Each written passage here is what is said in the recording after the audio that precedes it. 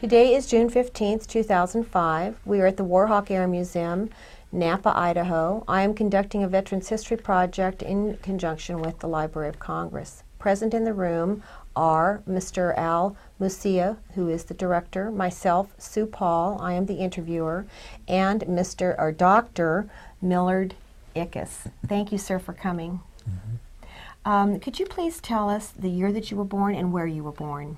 I was born 1919, December 6th at Page, Nebraska. And could you give us your current address? It's 21250 Midland Boulevard, Caldwell, Idaho, 83605. And, sir, could you tell us which war you served in and what division of the military you were in? Yeah, it's 8th Air Force, World War II, Europe, ETO. And what was your bomb group? It's 96 Bomb Group, and I was a navigator. Thank you very much. Dr. Okay. Ickes, you were born in Nebraska. Yes. And so could you tell us what it was like in the early years of your life? That was early, that was before the crash, the 29. I've had a few years before the 1929 crash, you know. But I rode a horse to country school and one-room school, 8 grades. Did you have brothers and sisters? I had a total of 8 in our family. 8 children? But yes. Oh, and where were you in the 8 children? First one. You're the oldest. Yeah. So they kept me out a year so my sister could go with me. And so we were both in the same grade. And we made the 3rd and 4th grades in 1 year. Wow. What did your father do for a living? Farming. And what were your memories of the Depression? Pardon me? What were your memories of the Depression? Oh, they were tougher than thunder, you know. Bean soup and cornbread, and we had gardens and pigs and milk and cows, and we milked cows by hand and sold cream, and they get $2.50 a week for selling the cream and egg money, and 7 years of drought. That was tough on farming. Oh yeah, yeah. Every year my dad planted a crop, and every year we just have little short corn, but it kept going, you know. So your family didn't have a lot. Oh boy, but they managed, you know. And did you went through grade school and high school in that little town? Yeah. And what was the name of the town? Page, P-A-G-E. Yeah, the country school, the District 97. It was 3 or 4 miles from Page, and then Page, the 3.5 miles. And my sister and I rode a horse to school. I was the cowboy, so I rode in front, and then she rode behind. She rode behind the saddle, my sister. So you grew up with horses? Pardon me? You grew up with horses? Yeah, yeah. Sometimes it gets so cold that the janitor would have to thaw my sister's cheeks out when they get to school, you know. How would he do that? Well, you put snow on it, you know. Oh, yeah. You don't want to use heat, you know, on frozen flesh. As I recall, you put snow on there and got it back to kind of half normal, and then had her down with a furnace and got her warmed. So what year did you graduate from high school? 1937. 1937, and had you decided to go on to college at that point? Well, I think so. There were 17 in the graduating class. And yeah, I decided I was going to work. I work half a year and go to school half a year. I went to University of Nebraska. Did you have ambitions to have a certain kind of career? We had agriculture at that time. Agriculture. Animal husbandry and agriculture. Did you want to go into farming or work with animals? Or? No, I thought farming wasn't very good. I wanted to be an ag teacher or something. But then I was in the ROTC. I got $10 a month to be in the ROTC, so that helped school. And my room cost $8. And but I was in ROTC. Then as soon as the war broke out, so then I was automatically in the Army, Reserve Officer Training Corps. Where were you December 7th, 1941? Well, I was in Lincoln, Nebraska in 41 or... When the war started, 1940, December 7th, when the Japanese attacked Pearl Harbor, what were you doing on that day? Well, I was at the ag school, and I heard the news, you know. So what's next, you know? And you were already in the ROTC, so did you figure you would be going into the military then full time? Yeah. And is that what happened? Yeah. Did you have a choice about what part of the military you were going to go into? Well, I was in the infantry at that time. And I went over to Fort Omaha. My first assignment was Fort Omaha. Then I went on the troop train from there to Little Rock, Arkansas. But then I transferred to the Air Corps. They had vacancies in the Air Corps, you know, so I found out why they had vacancies. Why was that? Well, because of getting shot out. The Air Corps had the highest losses of any unit in the war. What about your brothers and sisters? Did they go into the military also? Yeah, my brother went in later in the Navy. My brother, and then that was it. So. Were the rest of your siblings sisters? Yeah, it was 4 boys and 4 girls, but the 2 of the boys are, one's 17 years younger than I, and one's 24 years younger than I. So they were little. So they do you recall your parents' impression of the attack on Pearl Harbor? Oh, they knew it was bad news, you know, and unfortunate, you know, such a big loss, you know. They wondered why we got caught that way, you know, or why we trusted somebody to get caught that way. Tell us about how it actually happened that you went from the infantry into the Army Air Corps. Oh, I was a company commander in the desert maneuvers in California, Death Valley, and had to leave, and I drove by the Air Force base, so I just turned in there and got an application, and they transferred me.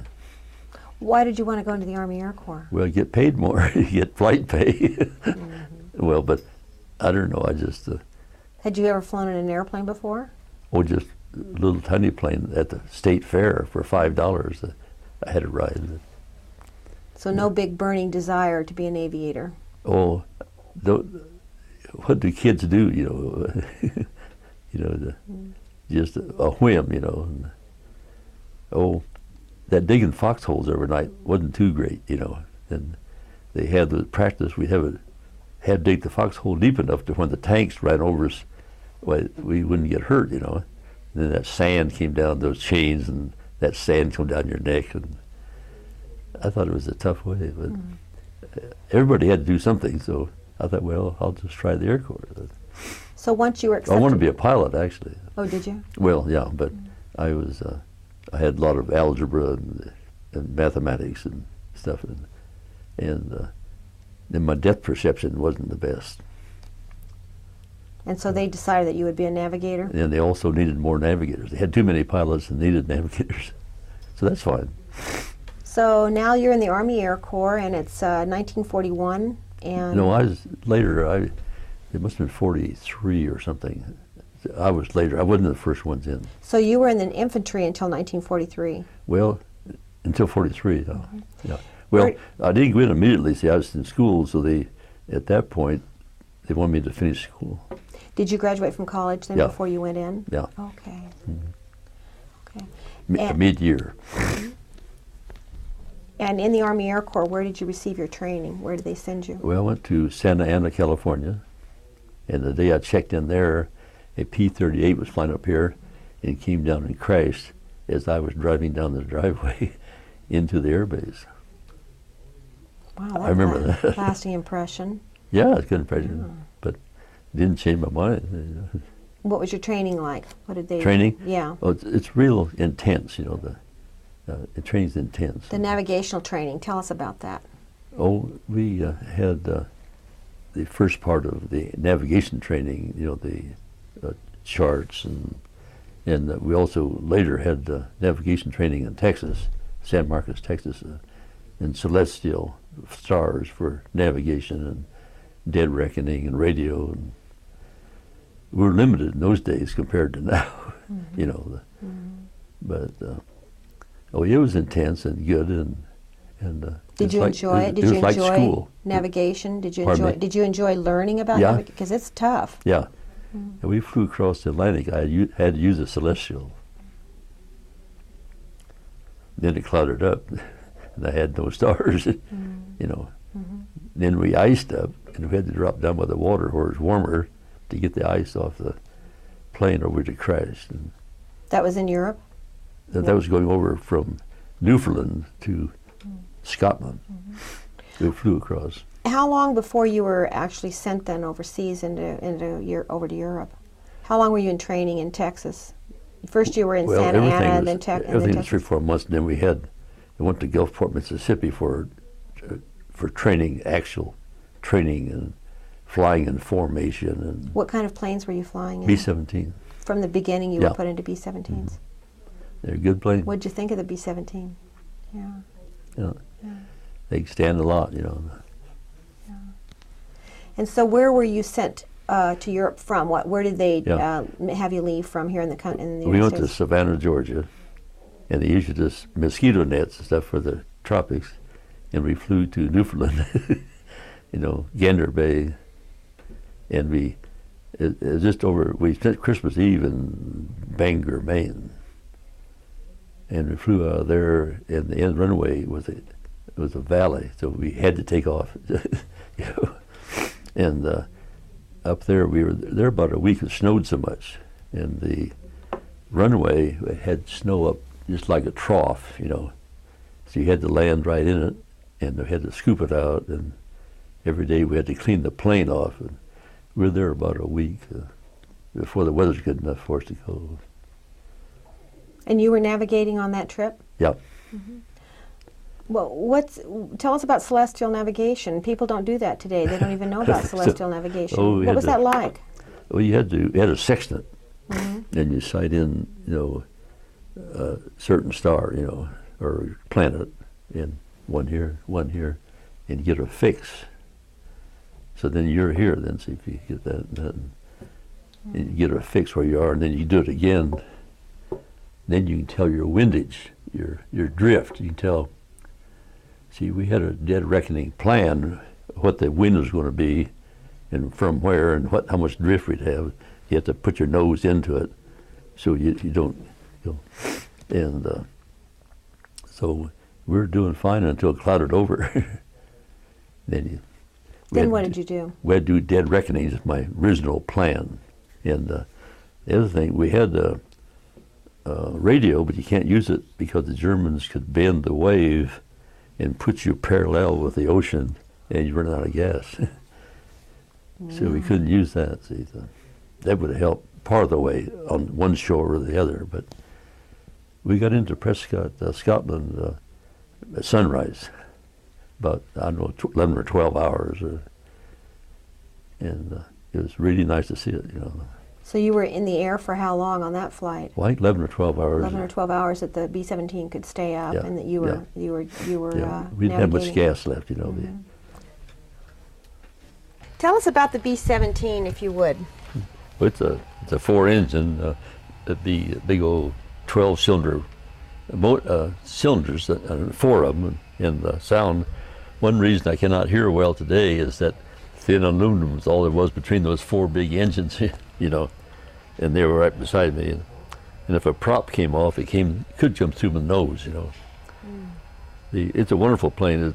It took a lot of beating, and Is that the plane that you flew in the whole time you were yes, in it Europe? is. Yeah, B-17, yeah. And you were in the 96 bomb group. United States Bomb Group. And so you all flew over from, you went from Scotland then to England. to England. And where were you based in England? Near Norwich, Eccles Road is the name of the little town. At the altitudes that you flew, it got pretty cold, I imagine. Most of the time, it's 60 below. Yeah, 60 below, and the equipment that you wore. Did it help? It was like that, yeah, like that. Yeah, we had silk gloves inside of that glove there, and you can't write. I do a lot of writing with Navigator, and it's not too easy to write with. Yeah, that would have been pretty tough. Or a little harder to read, you know. But no heaters in the. well, we had electric suit inside, but electricity could get shot out, you know. You had the oxygen mask. So that's the electrical suit that you all wore in Yes. that. And where is the plug for that? There's a plug-in right there. And what did it plug into? Back in the airplane. So those would keep had a you, converter in the airplane.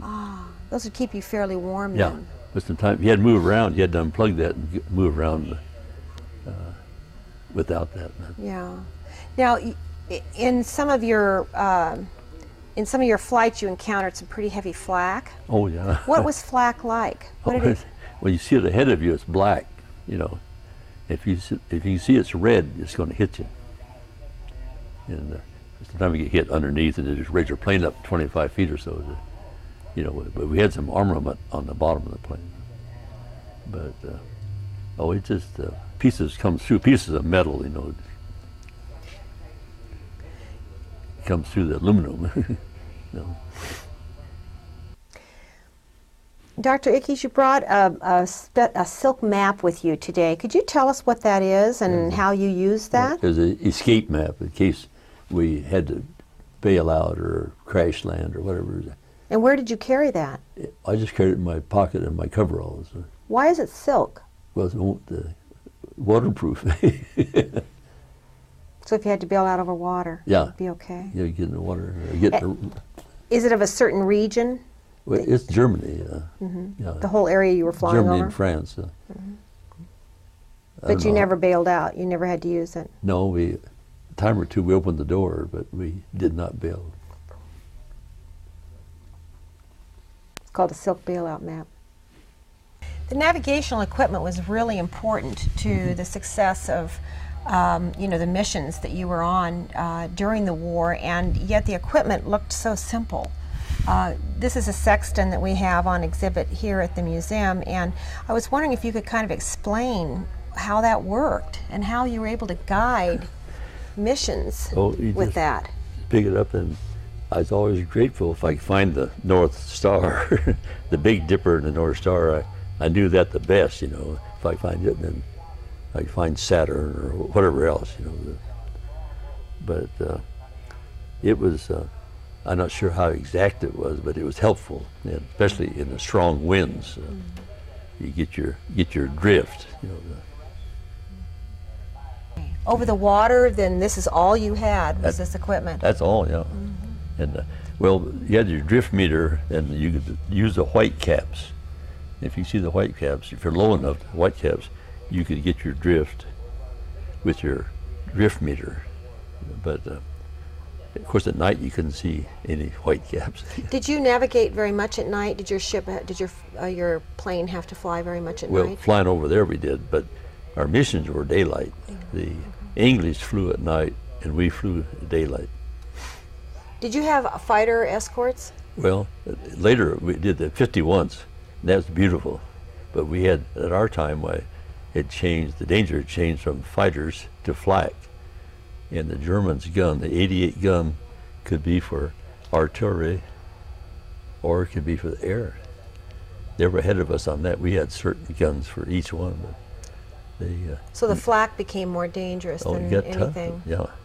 And over Berlin, it got so black you couldn't see. Was your plane hit by flak? Oh, yeah. Yeah, sometimes a lot, you know. Yeah. How many planes were you flying with? How many in your group that would go out at a time? Well, 36. Later, we were lead crew. We had 36 planes. 10 men, 9 or 10 men on each plane. And did you navigate the whole time? I mean, was there always a job to do in terms of navigation? Yeah. Well, you always had to do, whether you were following another navigator or whether you were a lead navigator, you still had to keep your position where you were. If you fell out, you know where you were, where to get back. And did you ever feel that you were lost? I don't think so. I wouldn't admit it. I don't think so. While you were in Europe, what was the base that the 96 Bomb Group was stationed at? Eccles Road. England. What part of England? Can you show us on the map? Near Norwich. Yeah, where in England you were based? It's not too far from the White Cliffs of Dover. Oh. And this is a picture of your crew while you were in England? Yes, it is, yeah. I want to show that. Did you all become pretty close? Yeah, you bet. Group? Yeah. You bet. Yeah. Did you lose any of these guys? No, 3 of them have died since. But you all made it through. Over there, I had wounded 2. But.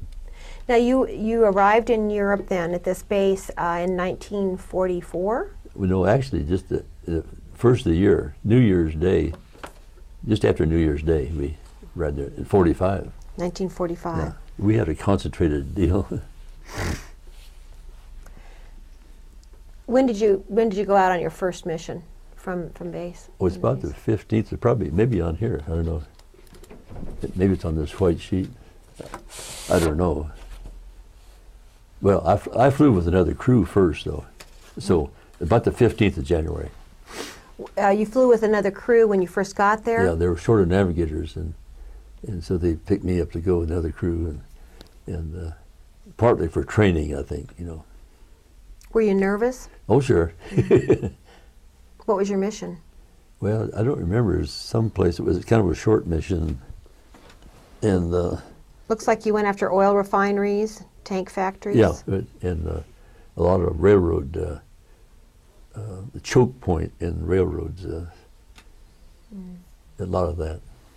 And you were saying earlier that instead of fighter attacks, it was the flak that was the worst. Yeah, now, yeah, it changed from fighter attacks to flak. Did you have, did the Mustangs, the P-51 Mustangs, escort you less because it was flak instead of fighter planes coming after you? Well, we still had some up high. They were beautiful. Bet you were always glad to see those. There were a few German planes. Somehow, anyway, there were a few. One of them flew right down through our formations. You said that when you could see the red in the flak, What? then when you saw the red in the flak, then you knew you were going to be hit. What did it feel like to be hit by flak? Well, the things bang, you know, crash, or plane jumps up or jumps sideways. Were any of your crew ever hurt from flak? Well, the tail gunner one day, the flak set off a round of 50 millimeters, you know, 50. And the flak, the bullet went around and around him, and he was laying on his belly in the tail gunner, you know, in this flak. But some come through the nose too. Some flak came through the nose. This is a picture of you as a navigator on the B-17. Yeah, it is. I'm going to try to put that in. It's a little dark, but I think it'll look pretty good. So you had full concentration, I would imagine, while you... Yeah. Yeah. The one thing, I was busy, which made it better than sitting in the waist gunner, you know. And then you were switched to another group? Well, then I went with my own crew. And that's who you stayed with then as the rest of your time in Europe? Yes. How many missions did you go on? 23. 23 missions? Yeah. Plus 3 food missions to Holland, to the starving Dutch. What was that about? Well, Red Cross got a truce with the Germans for us to drop food to the starving Dutch. And they honored it pretty well, you know, the Germans did. Really? They didn't attack your planes when they knew it was a food mission? How How did they know it was a food mission? Well, the Germans were pretty well disciplined. You know, they were trained army and disciplined, and I guess that they somehow their commanders commanded them not to shoot at us. You know, and that was a little scary. We flew just about 200 feet or something. You know, and you can see the gun emplacements, and the Germans by the gun emplacements right there. And also, when we dropped the food, some of the Germans ran out and picked up the food. How would they know you weren't dropping bombs? Did they already know through radio communications that they'd broken? Their commanders, I think, knew. But also we're flying so low, you know. So you're flying 200 feet or whatever it was. Navigation is difficult at 200 feet. Those canals go by, there's canals everywhere. But you had to find the airfield. We dropped it on airfields. Did you ever feel on any of your missions that you weren't real sure where you were? No, I think I knew where I was. I planned to know where I was. I need to know where I was so I know how to get back. Were you married at this time? Yeah. One picture, here's my wife and baby girl. Geraldine? Yeah. This is a better picture of you with your little girl. Yeah. This is where, but this was taken after you came back from your. No, before I went. Before you went, this was taken. So you had a child before you left your mission, and you were gone for how long? Well, I was in 42 months altogether. So you just wrote letters. You didn't need to see your family for Well, wasn't that long. I was a year and a half or something, but yeah, just wrote letters. What about your brother? Was he safe in the military? Yeah, In the he Army? was. He wasn't. He was in later. He was in the Navy, and he was in later. So, yeah. This is from your book, also. It's B-17. The bomb boogie. Your airplanes had different names, though. And they had different names, and we flew a different plane every time. They were shot up so much it had to be repaired. And we never flew the same plane twice. Did they all fly the same, though? Yeah, pretty much. The pilot understood, but yeah, the equipment was the same. The guns were the same, and the Norden bomb sight was the same. And The Norden bomb sight. Did you ever have an opportunity to? no, we had a bombardier. Right, but were you ever curious about how it worked, or did you ever want to? Oh, I had my job, and he had his job. And Were you aware of how secret the Norden Yeah. bomb sight was? yeah. How was it? Well, how was it kept secret? Well, I don't know. I suppose that the Germans were so good that I'm not sure it was that secret. Then planes crashed, and they remade them. They even flew B-17s into our formation. Germans flying them. They get them in the altitude for their guns. So they were a tough enemy, you know. How would they fly a B-17? Would they capture one of ours Yeah. and fly it up into one of our groups? They restore it, you know. Really? Yeah. The Norden bomb sight. Was it put on your airplane before you left and taken Yeah, off it when was you landed? That's exactly right, yeah. They kept it locked up. This is a really good picture of your wife, Ivy, Yeah. 1944, before you left. And this is a picture of, it must be with your parents and George. Let's see, maybe that's her. Maybe that's her. That's her family. Oh, okay. That's it. All right. Yeah. Okay.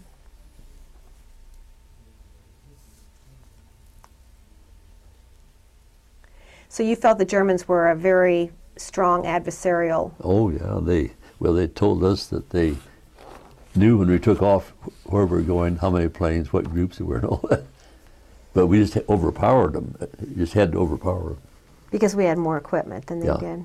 And it was total warfare, you know. The day and night. See, we bombed by day, and the English bombed by night. You know, just kept doing it. And they had to repair their railroads and repair their highways. And When the war in Europe ended, were you going to come straight home, or were they talking about you going to Japan? yeah, Yeah. we didn't look forward to that. We got through one war and grateful for that, and we did not look forward to going to another Pacific and all the diseases and the heat. Did you lose any of the ships in your squadron? Yeah. And were men captured? Oh yeah. Yeah, a lot of days, yeah. You'd see them in the morning at breakfast, and at night they weren't there. We see some of them go down, you know. We're supposed to count the numbers of parachutes we saw and so forth.